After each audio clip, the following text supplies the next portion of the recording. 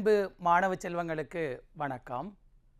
மீண்டும் ஒரு சக்தி டிவியின் மக்கள் சக்தி மெய்நிகர் பள்ளியினூடாக சந்திப்பதில் மகிழ்ச்சி அடைகின்றேன். காப்போத சாதாரணதர மாணவர்களுக்கு விஞ்ஞான பாட மீட்டல் வகுப்பினூடாக கலந்துரையாடுவதில் மகிழ்ச்சி.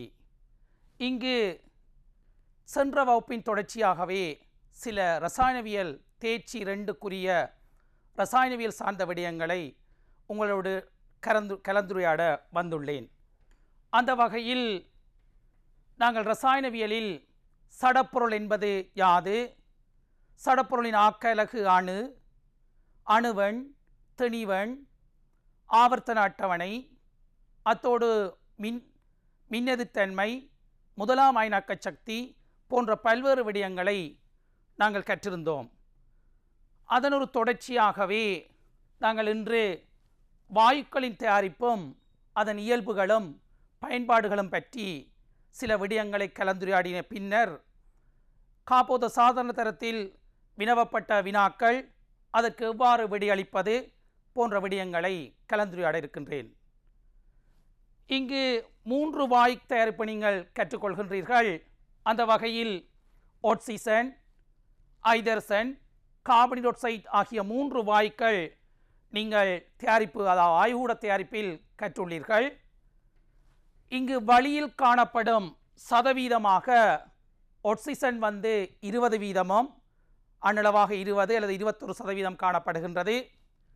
அதே நேரத்தில் ஐதரசன் வாயு புவியில், அதாவது வளிமண்டலத்தில் மிக குறைவாகவே காணப்படுகின்றது.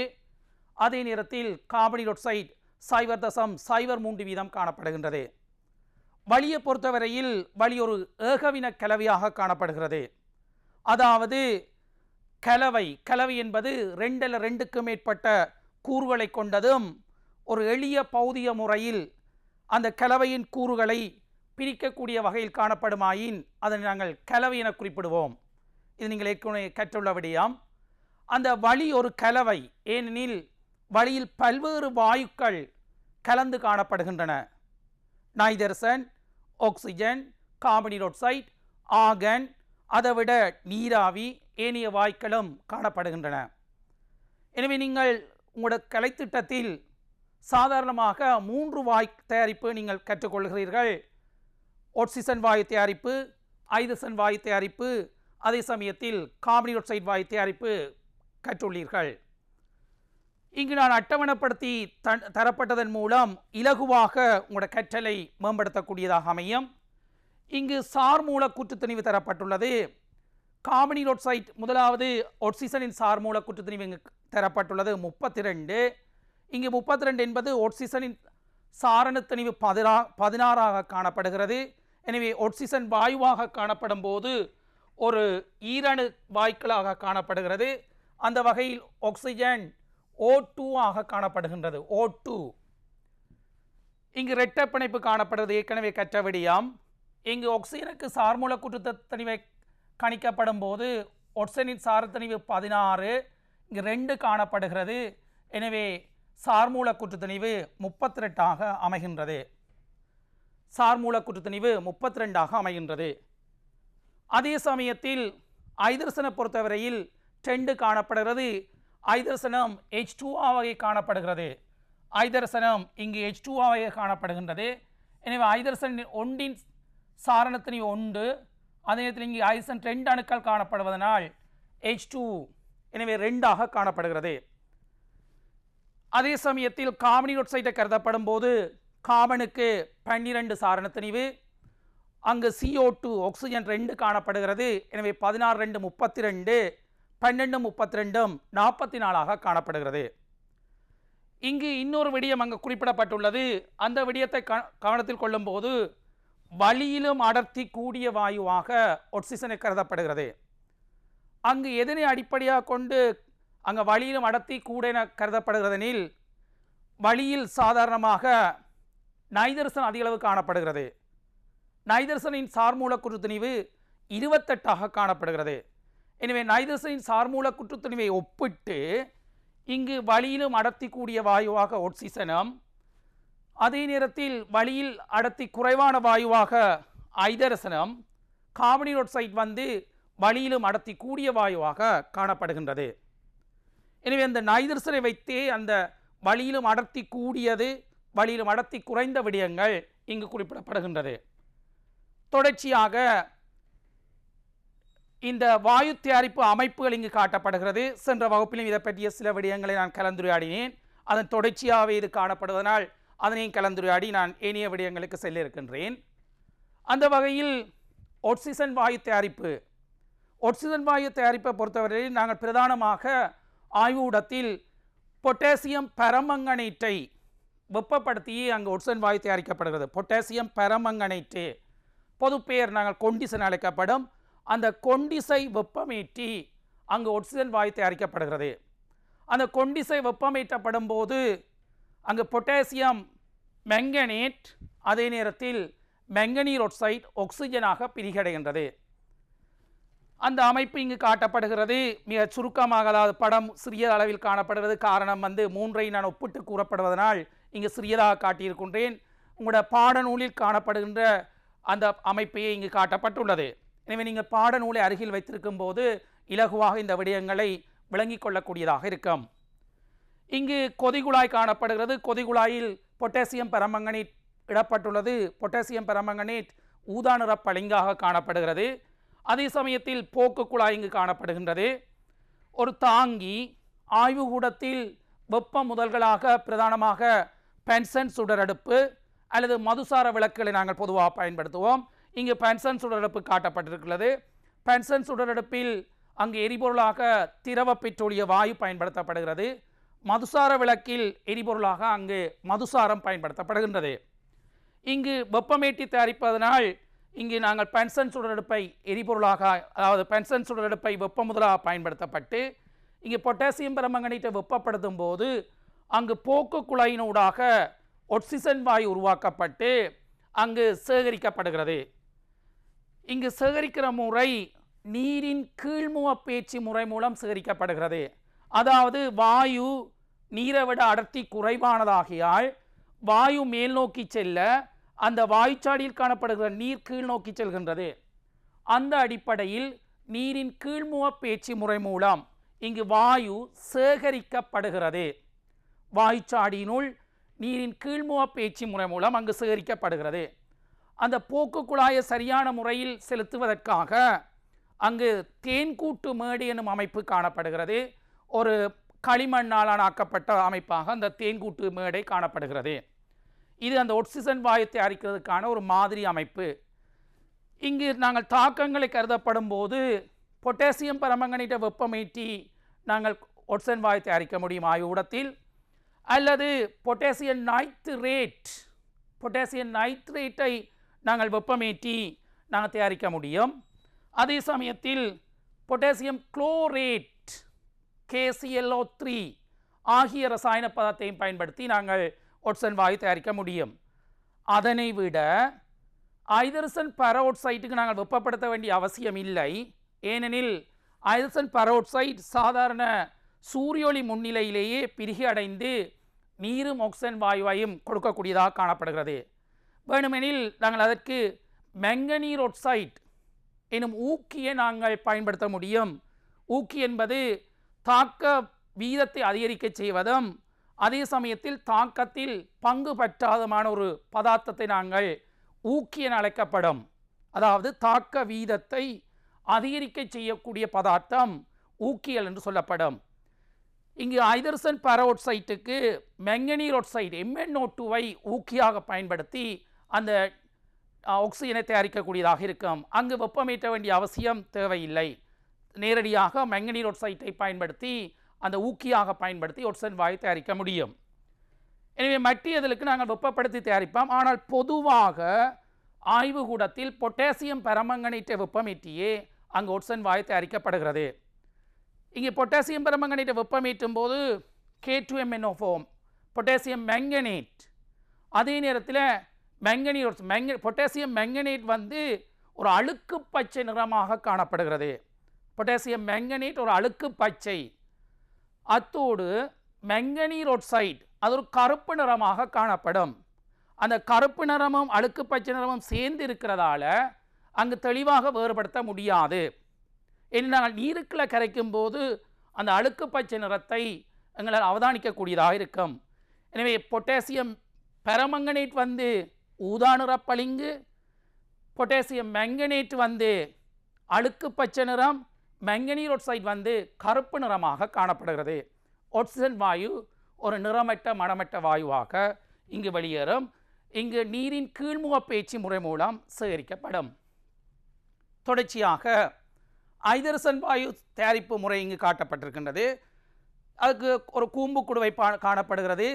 அதே சமயத்தில் இந்த அமைப்பு முள்ளிப்புணலாக காணப்படுகிறது. அதே நேரத்தில் போக்கு குழாய் மற்றிய சேகரிப்பு முறை ஒரே மாதிரியான அமைப்பில் சேகரிக்கப்படுகிறது. இங்கு 3 வாயுக்களும் நீரின் கீழ்முக பேச்சு முறை மூலம் சேகரிக்கப்படுகிறது. அதாவது வாயு அடர்த்தி குறைவாகையால் நீரை விட அடர்த்தி குறைவாய்கள் வாயு மேல் நோக்கி செல்ல அங்கு நீர் கீழ் நோக்கி வருவதன் மூலம் அங்கு வாயு சேகரிக்கப்படுகிறது. இங்கு பொதுவாக நாகத்தை நாங்கள் பயன்படுத்துவோம். ஏற்கனவே நீங்கள் கற்றுள்ளீர்கள், தாக்க வீத தொடரில் ஐதரசனுக்கு மேலுள்ள உலோகங்கள் ஐதான அமிலங்களுடன் தாக்கமுற்று ஐதரசன் வாயுவை கொடுக்கும். எனவே நாங்கள் நாகத்தை பயன்படுத்தலாம், இல்லாட்டி மெக்னீசியத்தை பயன்படுத்தலாம். இங்கு நாகத்துண்டுக்கு ஹைட்ரோக்ளோரிக் அமிலம் முள்ளிப்புணலூடாக செலுத்தப்படும் போது அங்கு நாக குளோரைட்டும் அதே நேரத்தில் ஐதரசன் வாயுவும் பெறப்படுகின்றது. இங்கு கவனத்தில் கொள்ள வேண்டிய விடயம் என்னவெனில், இங்கு முள்ளிப்புணல் வந்து இங்கு கரைசலில் அமிழ்ந்த வண்ணம் இருக்கப்படல் வேண்டும். அதே நேரத்தில் வாயு வெளியேற பகுதி வந்து சற்று கரைசலுக்கு வெளியால காணப்படல் வேண்டும். இந்த விடயங்கள் கவனத்தில் கொள்ள வேண்டும், வினாக்களில் வினவப்பட்டுள்ளது. அதே போன்ற அமைப்பு தான் கால்சியம் கார்பனேட்டுக்கு ஹைட்ரோக்ளோரிக் அமிலம் சேர்க்கப்படும் போது அங்கு கால்சியம் குளோரைட்டும் நீரும் அதே நேரத்தில் கார்பனீர் ஆக்சைடும் பெறப்படுகின்றது. பொதுவாக கார்பனேட் இரு கார்பனேட்டுகளுக்கு ஹைட்ரோக்ளோரிக் அமிலம் அல்லது ஒரு அமிலங்களை சேர்க்கப்படும் போது கார்பனீர் ஆக்சைடு வாயு உருவாக்கப்படும். எனவே நாங்கள் மற்ற 2 பரிசோதனைகளிலும் வெப்பமாக்காமல் அந்த வாயு தயாரிக்கப்படுகிறது. அங்கு தயாரிக்கப்படுறது கார்பன் டை ஆக்சைடு வாயு நீரின் கீழ்முகப்பேச்சு முறை மூலம், நீரை கீழே தள்ளி போட்டு வாயு மேலே வருகின்றது. நீரின் கீழ்முகப்பேச்சு முறை மூலம் அங்கு வாயு சேகரிக்கப்படுகிறது. அடுத்து நாங்கள் அவதானிக்க இருப்பது அதனுடைய பௌதிக இயல்புகள், அதே நேரத்தில் ரசாயன இயல்புகள் பற்றி கலந்துரையாட இருக்கின்றேன். பௌதிக இயல்பை பொறுத்தவரையில் ஆக்சிஜன் வாயு வளிமண்டலத்தில் காணப்படுகின்ற ஒரு வாயு, எங்களுக்கு சுவாசத்துக்கு பயன்படுத்தப்படுகிறது. அதே நேரத்தில் தகனம் போன்ற உயிர் செயல்முறைகளுக்கு தேவையான, சுவாசம் என்னும் உயிர் செயல்முறைக்கு தேவையான அங்கே வாயுவாக ஆக்சிஜன் காணப்படுகிறது. உங்களுக்கு தெரியும், பெற்றுக்கொள்ளப்பட்ட வழியை கொண்டு உணவிலிருந்து சக்தி உருவாக்கப்படுகின்ற செயல்முறையே அங்கு சுவாசமாக கருதப்படுகிறது. நீங்கள் தரம் 6லேயே கற்றுள்ள விடயம், பெற்றுக்கொள்ளப்பட்ட வழியை கொண்டு கலங்களில் சக்தி உருவாக்கப்படுகின்ற செயல்முறையே அங்கு சுவாசம் என சொல்லப்படுகின்றது. எனவே அங்கு ஆக்சிஜன் வாயு தேவைப்படுகின்றது. எனவே இது நிறமற்ற வாயுவாக காணப்படுகிறது. அதே சமயத்தில் ஒரு மணமற்ற வாயு, வழியிலும் அடர்த்தி கூடியது. அது எதனை அடிப்படையாக கொண்டு சொல்லப்படுகிறதெனில், நைதரசன் சார்மூல குற்றுத்துணிவு 28ஆக காணப்படுகிறது, ஒட்சனின் சார்மூல குற்றுத்துணிவு 32ஆக காணப்படுகிறது. எனவே சொல்லப்படுகிறது வழியிலும் சற்று அடர்த்தி கூடியதாக காணப்படுகிறது. அதே நேரத்தில் நீரில் சிறிதளவு கரையக்கூடியதாக இருக்கின்றது. அது காரணம், நீரில் சிறிதளவு கரைகிறபடியத்தான் நாங்கள் நீர்வாழ் அங்கிகள் எல்லாம் உயிர் வாழக்கூடியதாக காணப்படுகிறது. நீரில் அந்த ஒட்சன் வாயு மிக குறைந்தளவு கரையக்கூடியதாக இருக்கின்றது. அதிகளவு கரையவில்லை. அதிகளவு கரைந்தால் நாங்கள் நீரின் கீழ்முக பேச்சு முறை மூலம் சேகரிப்பது கடினமாக அமைந்திருக்கும். ஓரளவு கரைகின்றது. எனவே நீரில் ஓரளவு கரையக்கூடியதாகியால் தான் நீர்வாழ் அங்கிகள், உதாரணமாக மீன்கள், அந்த பூக்களின் மூலம் நீரில் கரைந்துள்ள ஆக்சிஜனை பெற்று உயிர் வாழக்கூடியதாக காணப்படுகின்றது. எனவே நீரில் சிறிதளவு கரையக்கூடிய இருக்கிறது. எனவே நீர்வாழ் சமுத்திரங்களில் வாழுகின்ற பிராணிகள் அங்கு வளிமண்டலத்தில் உள்ள வளிமண்டலத்தில் உள்ள நீராவி, அதாவது வளிமண்டலத்தில் காணப்படுகின்ற ஒட்சன் வாயு அந்த நீரில் கரைந்து அந்த கரைந்துள்ள ஒட்சனையே அந்த நீர்வாழ் அங்கிகள் பயன்படுத்தி கொண்டிருக்கின்றது. அதே சமயத்தில் ஹைட்ரஜன் வாயு புவியில் காணப்படுவது இல்லை, மிக குறைவு. நிறமற்றது, அதே நேரத்தில் மணமற்ற வாயுவாக காணப்படுகிறது. வளியிலும் அடர்த்தி குறைந்ததாக காணப்படுகிறது. அதன் உங்களுக்கு ஹைட்ரஜன் கொண்ட பலூனையும் கார்பன் டை ஆக்சைடு வாயு அல்லது வாயால் ஊதின பலூனும் உங்களுக்கு தரப்படும் போது எந்த ஒரு ஆய்வுகூட பரிசோதனையும் இல்லாது அந்த ரெண்டு பலூன்களிலும் உள்ள வழியை எவ்வாறு, ரெண்டு பலூன்களிலும் உள்ள வாயுவை எவ்வாறு வேறுபடுத்தி கொள்ள முடியுமெனில், ரெண்டு பலூன்களையும் நீங்கள் இறுக்கமாக கட்டிய பின்னர் சாதாரண சூழலில் அது வழியில் விடப்படும் போது ஹைட்ரஜன் கொண்ட பலூன் மேல் நோக்கி செல்வதையும், அதே நேரத்தில் கார்பன் டை ஆக்சைடு அல்லது வாயால் ஊதப்பட்ட பலூன் கீழ் நோக்கி இருப்பதையும் காணலாம். இதிலிருந்து நாங்கள் குறிப்பிட முடியும், மேல் நோக்கி சென்ற பலூனில் காணப்பட்ட வாயு ஹைட்ரஜன் வாயு எனவும் கீழே காணப்பட்டது கார்பன் டை ஆக்சைடு வாயு என்றும் இனங்காண முடியும்.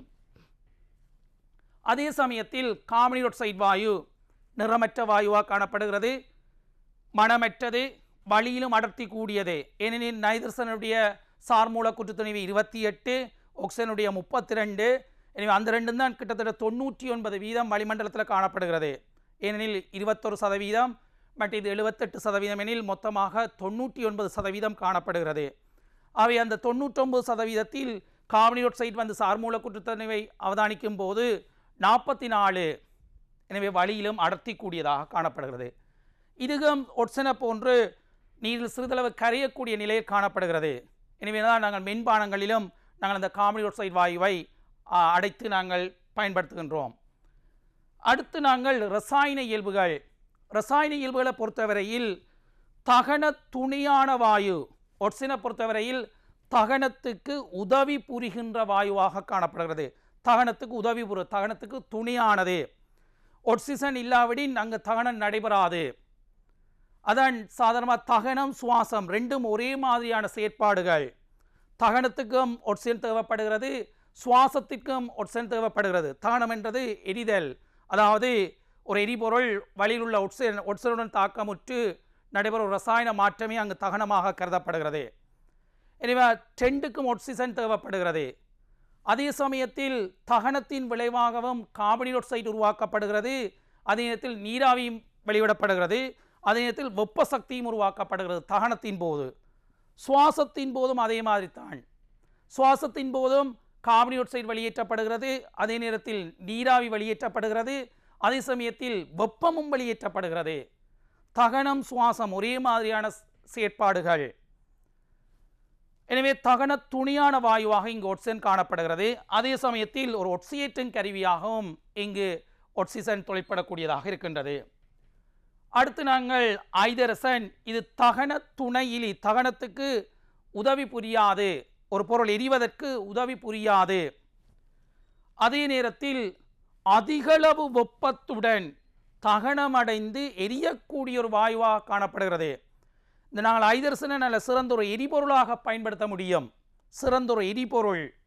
அதை நாங்கள் ஆரம்பத்தில் அந்த ரொக்கெட்டுகளில் நாங்கள் எரிபொருளாக இந்த ஹைட்ரஜனை நாங்கள் பயன்படுத்தியுள்ளோம். ஹைட்ரஜன் அதே நேரம் தகனத்துணையான ஒட்சிஜனையும் பயன்படுத்தித்தான் ரொக்கெட்டுகளின் பிரயாணங்களுக்கு நாங்கள் எரிபொருளாக பயன்படுத்தலாம். சிறந்த ஒரு எரியக்கூடிய ஒரு வாயு, தகனமடையக்கூடிய ஒரு வாயுவாக காணப்படுகிறது.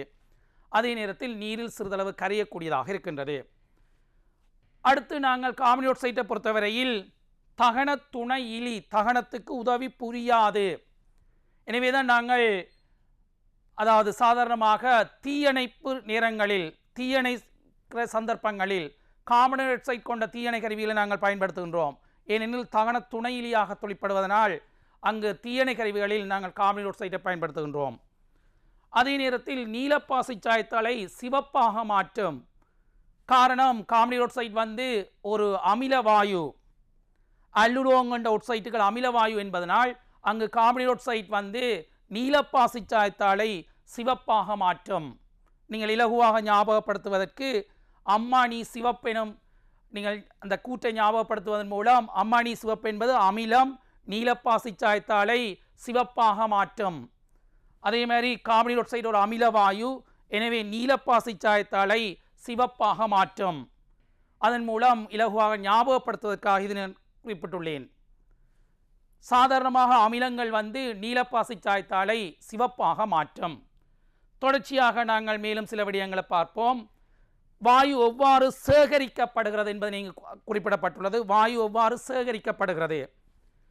ஆக்சிஜன் மூன்று வாயுக்களுமே நீரின் கீழ்முக பேச்சு முறை மூலம் சேகரிக்க முடியும். 3 வாயுக்களையும் நாங்கள் நீரின் கீழ்முக பேச்சு முறை மூலம் சேகரிக்க முடியும். எனினும் ஆக்சிஜனை நீரின் கீழ்முக பேச்சியை தவிர வேறு எந்த முறைகளாலும் சேகரிக்க முடியாது. காரணம், கிட்டத்தட்ட அந்த வளியின் அடர்த்திக்கு சமனாக இருப்பதனால் அதை நாங்கள் வேறு முறைகளில் சேகரிப்பது இல்லை. எனினும் ஐதரசனை நாங்கள் வளியின் கீழ்முக பேச்சு முறை மூலம் சேகரிக்க முடியும். அதுக்கு காரணம், வளியை விட ஐதரசன் அடர்த்தி குறைவாக இருப்பதனால், வளியை விட ஐதரசன் அடர்த்தி குறைவாக இருப்பதனால் நாங்கள் ஒரு வாயுச்சாடியை தலைகீழாக கவிழ்ப்பதன் மூலம் அங்கு நாங்கள் போக்குக்குழாய் விடுற சந்தர்ப்பத்தில் ஐதரசன் வாயு மேலே செல்ல வளி கீழே வரும். இதன் மூலம் நாங்கள் வளியின் கீழ்முக பேச்சு முறை மூலம் நாங்கள் சேகரிக்க முடியும் ஐதரசன் வாயுவை. அதே போன்று கார்பன் ஆக்சைடு வாயு அடர்த்தி கூடிய வாயு.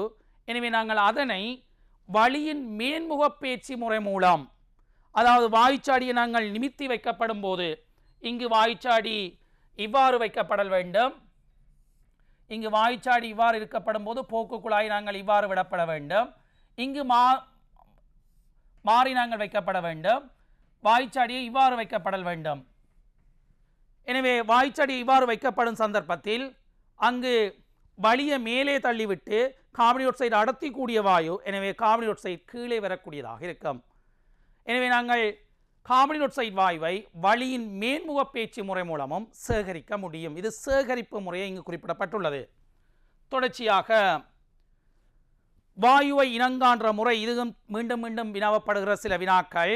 ஆக்சிஜனை பொறுத்தவரையில், ஆக்சிஜன் நீங்கள் சிறு வயதிலிருந்தே கற்றுள்ளீர்கள். ஆக்சிஜனை பொறுத்தவரையில் அங்கு தணற்குச்சி, அதாவது தணல் உள்ள குச்சி, ஊதுபத்தியை நாங்கள் எரிய செய்து அங்கு தணல் காணப்படும் போது அந்த குச்சியை நாங்கள் தணற்குச்சி என அழைக்கப்படும். அந்த தணற்குச்சியை நாங்கள் அந்த வாயுச்சாடியினுள் செலுத்தப்படும் போது, தணற்குச்சியை வாயுச்சாடியினுள் செலுத்தப்படும் போது பிரகாசமான சுவாலையுடன் எரியுமாயின் அந்த வாயு ஆக்சிஜன் வாயுவாக சொல்லப்படும். இது ஆய்வூடத்தில் ஆக்சிஜன் வாயுவை இனங்காண்பதற்குரிய பரிசோதனை. அவை வாயுச்சாடியினுள், அதாவது குறித்த வாயு கொண்ட வாயுச்சாடியினுள் நாங்கள் தணற்குச்சியை உள்ளே செலுத்தும் போது பிரகாசமான சுவாலையுடன் எரியுமாயின் அந்த வாயு ஆக்சிஜன் வாயு என குறிப்பிடப்படும். எனவே தணற்குச்சியை கொண்டு செல்லும் போது பிரகாசமான சுவாலையுடன் எரியும்.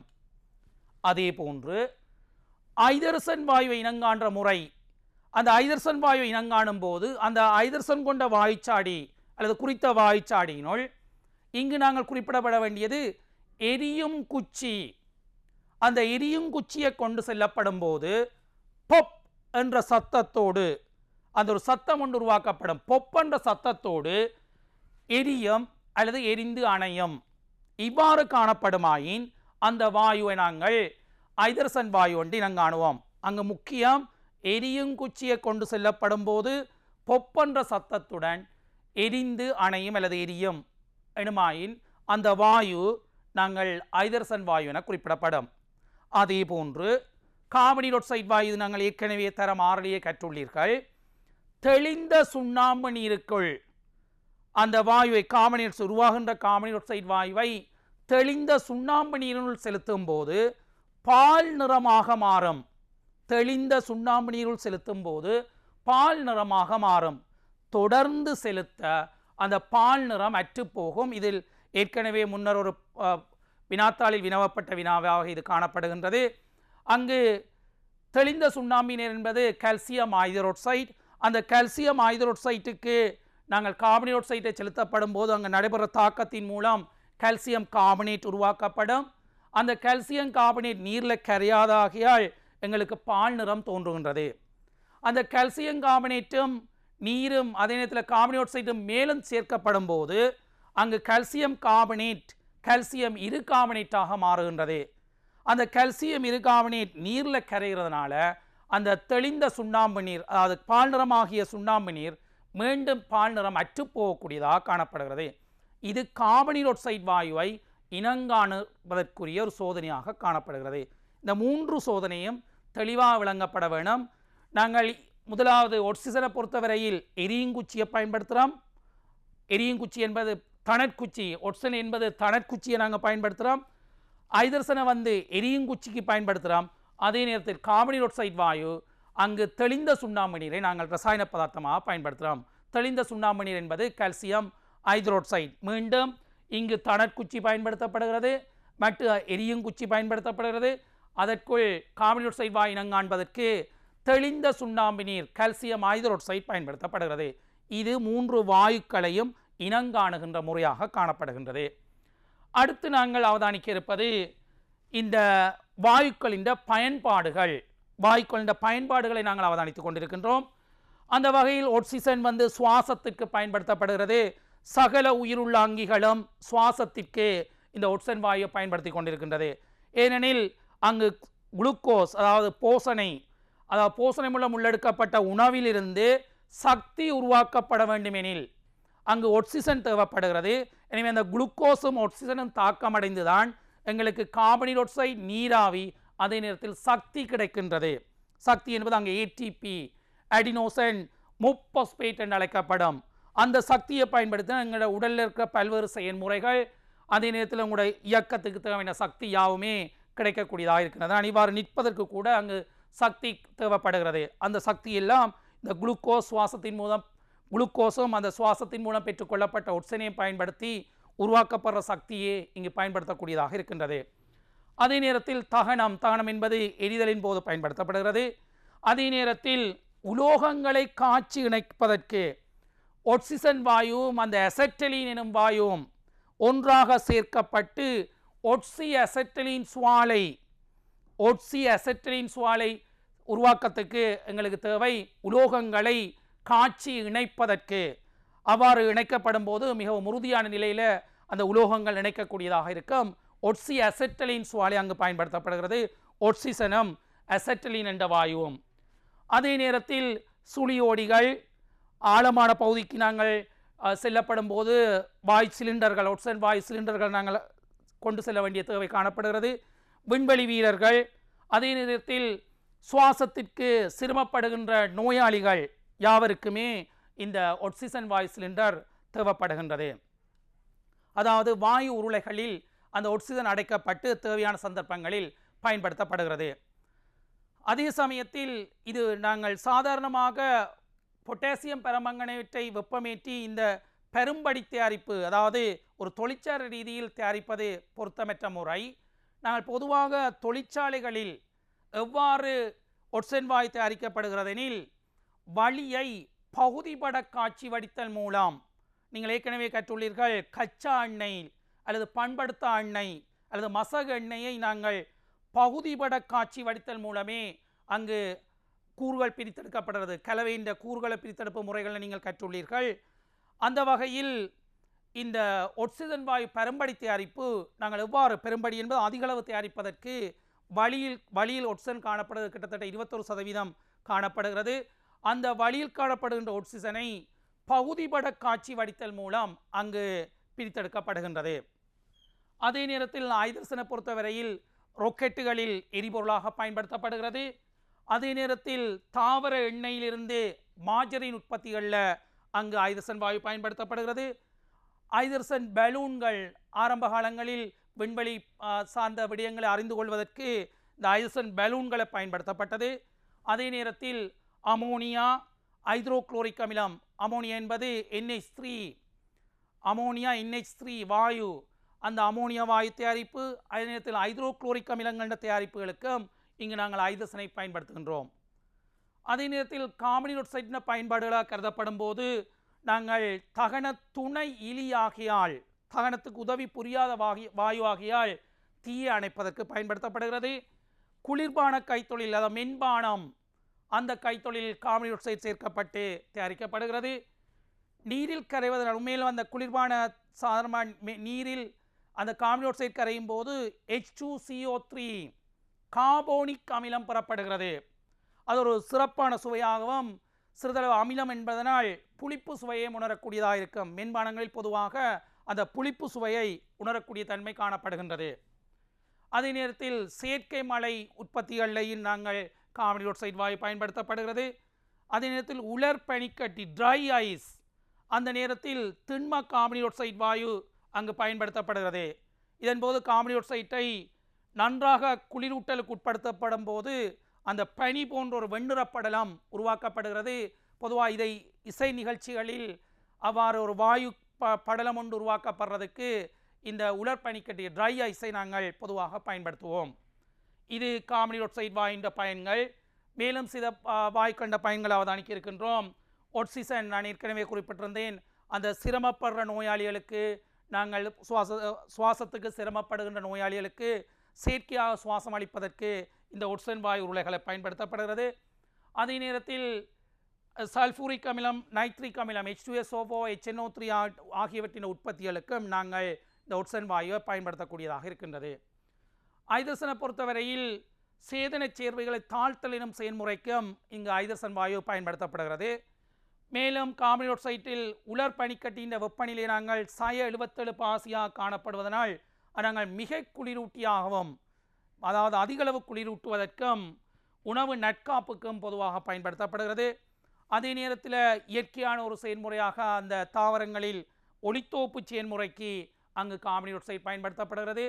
அதே மாதிரி இரும்பு பிரித்தெடுப்பில், நீங்கள் இரும்பு பிரித்தெடுப்பு படித்த நீங்கள் அந்த இரும்பு பிரித்தெடுப்பில் அங்கு ஏமடைட்டை நாங்கள் தாழ்த்துவதற்கு கார்பனோர் ஆக்சைடு தேவைப்படுகிறது. Fe2O3 நாங்கள் ஏமடைட்டை தாழ்த்துவதற்கு கார்பனோர் ஆக்சைடு தேவைப்படுகிறது.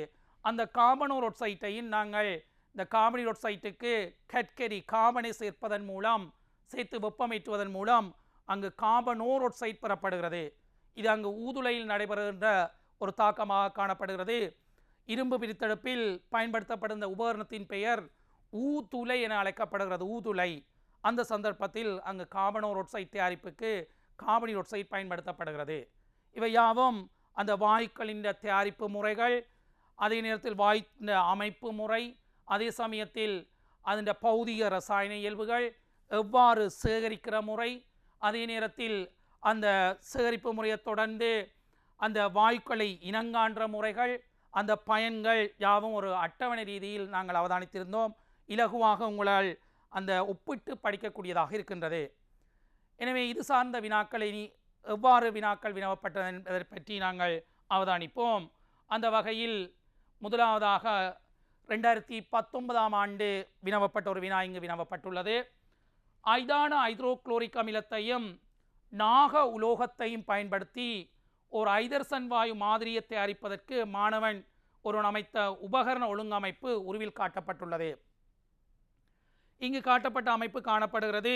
ஒரு கூம்பு குடுவை பயன்படுத்தியுள்ளார். அதே நேரத்தில் கூம்பு குடுவையினுள் அங்கு ஹைட்ரோகுளோரிக் அமிலம் காணப்படுகிறது.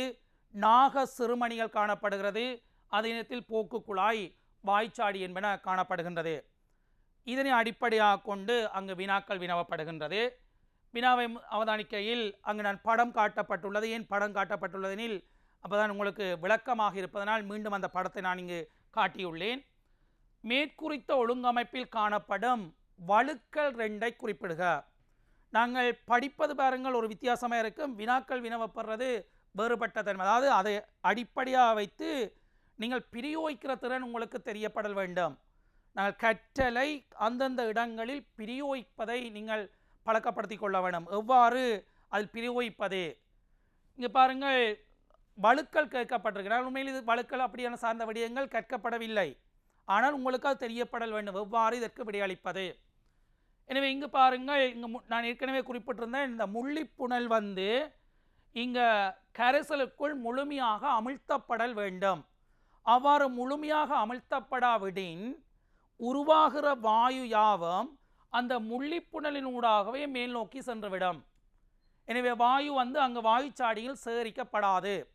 உருவாக்குற வாயு முழுவதும் பெரும்பான்மையான வாயுக்கள், அது ஐசன் வாயுவின் பெரும்பான்மையான வீதம் முள்ளிப்புணலூடாக சென்றுவிடும்.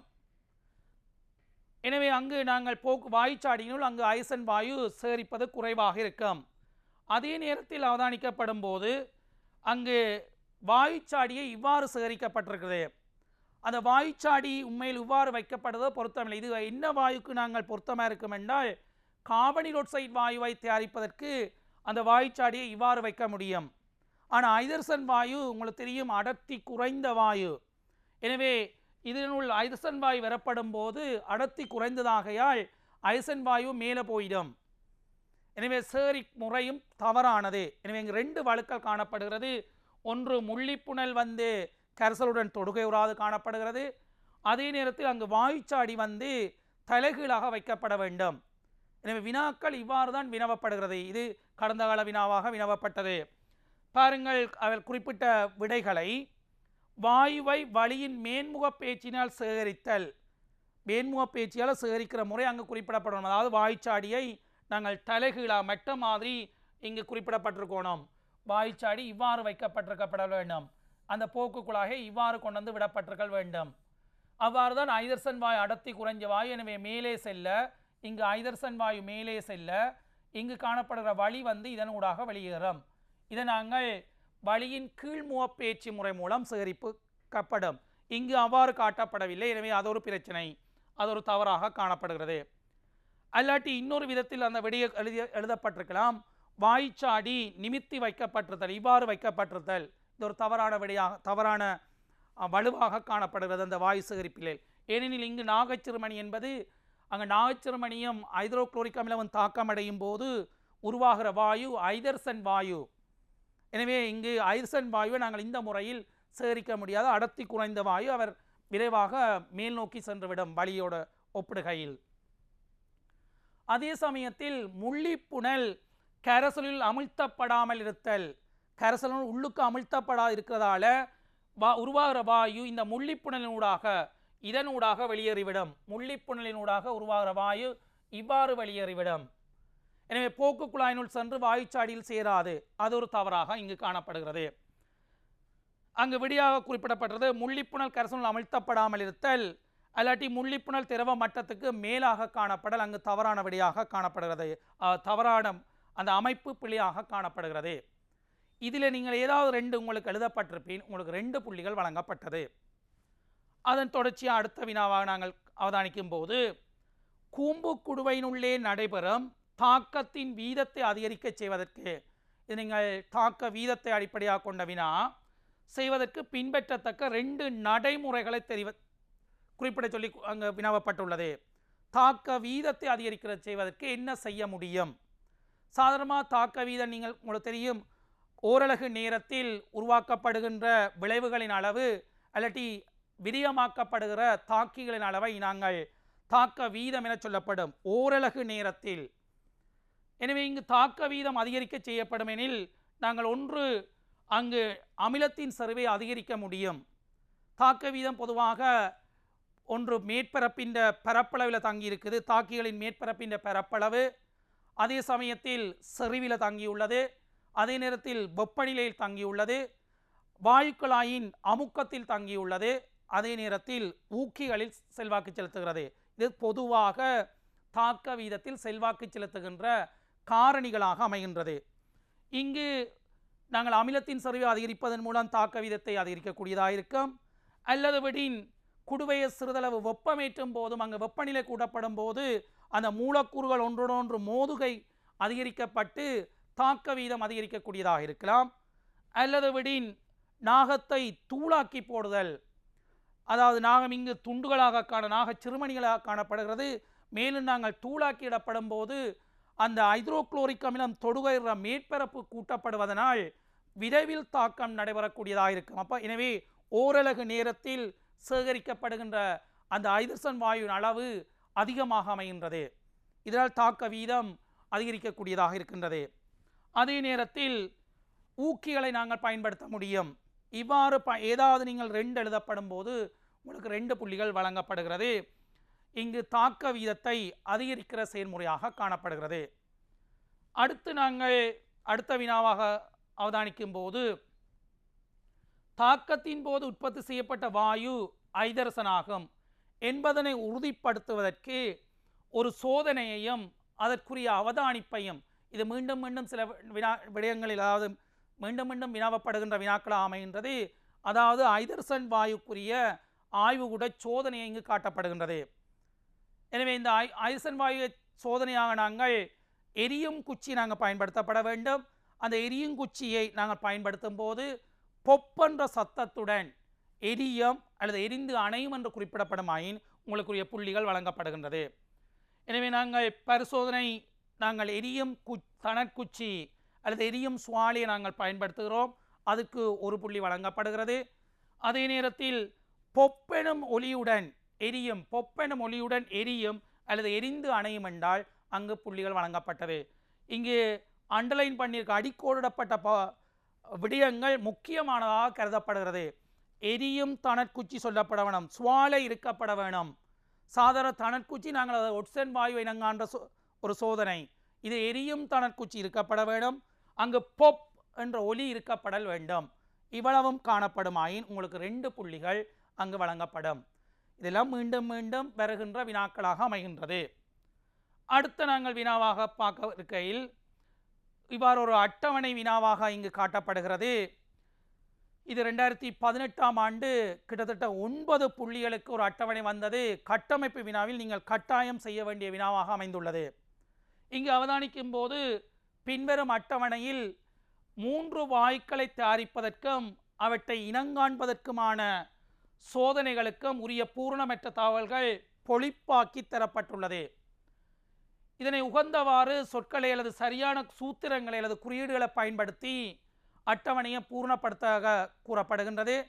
அந்த வகையில் முதலாவது இங்கு காட்டப்படுகின்றது தயாரிக்கிற முறை சொல்லப்படுகின்றது. அதே நேரத்தில் தாக்கத்துக்கு பின்னர் அந்த தாக்க கலவையில் எஞ்சியுள்ள பதார்த்தம் குறிப்பிடப்படுகின்றது. வாயுக்கான சோதனை சொல்லப்படுகின்றது. அவதானிப்பு உண்டாகிய வாயு.